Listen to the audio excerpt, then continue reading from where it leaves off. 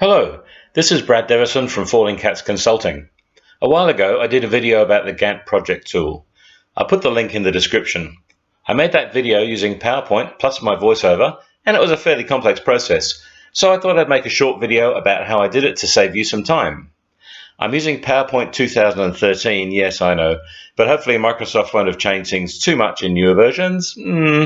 Before you start actually recording, you need to get all your ingredients ready. That means a compelling PowerPoint presentation and the script you want to read for each slide.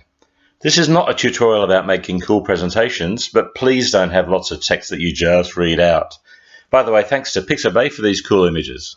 If this is your first time recording, it will probably take longer than you think, so give yourself enough time. Make sure you have a quiet room with windows and doors closed. Put a sign on the door saying recording to stop people wandering in, which they probably still will do. And lastly, set your phone to silent. If this is regarding hardware, in my case, I unplugged all external speakers, mics and headphones as I use the onboard audio gear on my Lenovo Yoga 2 Pro notebook. The audio is fine for a demo like this, but you can always try a fancy mic if that's important to you. Okay, let's record our first bit of audio. Select Insert from the top menu. At the far right of that menu, select Audio, then select Record Audio. This gets you to the Record Sound dialog box. I'd change the name to the screen number first, but that's just me. Now take a sip of water, clear your throat, get maybe a foot away from the microphone on the notebook and record a test using the red Record button. When you're done, use the blue Stop button, replay with the green Play button and listen carefully. Is it too loud? Is it too soft? Noise is off. Delete and keep trying until you're happy, then save it. And remember what you did. You now need to edit the audio as follows. The saved audio will be a little speaker icon on your screen, see number 1. Click on that once. Number 2, select Playback from the Audio Tools menu, top right, and select Play in the background, also top right. Number 3, uncheck Play across slides and Loop until stopped. Note that Play in background gets mysteriously unselected. That's fine. Number 4, finally, click on Trim Audio and you're done. Now we get to trim any pauses or noises from the start and end of our audio. Move the green left and red right sliders until just before your voice starts and stops. Play it back to make sure you haven't cut off too much.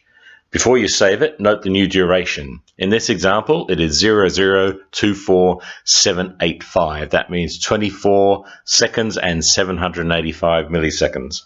Save that audio. Now we're going to make sure that the current slide moves forward to the next slide just after our audio finishes. Select Transitions from the top menu, then on the far right, check the After box and update the value with the length of your audio plus a bit.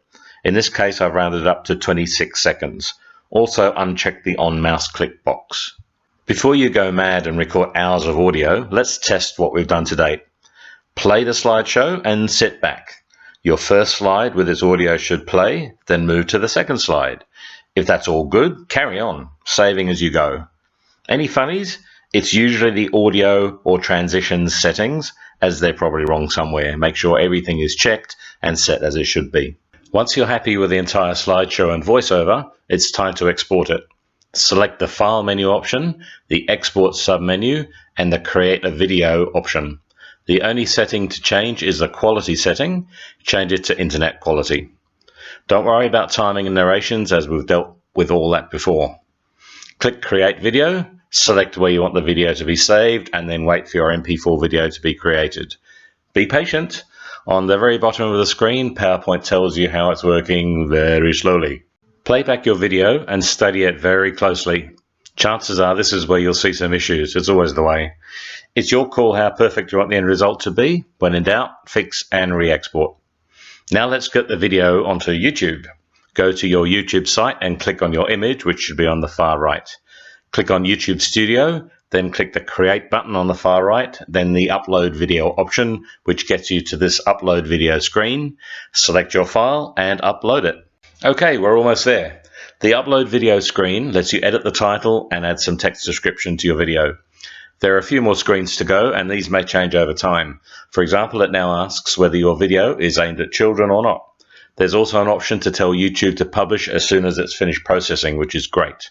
Once you're done, your video should be live. That's it. Thanks for watching. I'm Brad Devison from Falling Cats Consulting. I hope this was useful, and remember, create more than you consume. Cheers.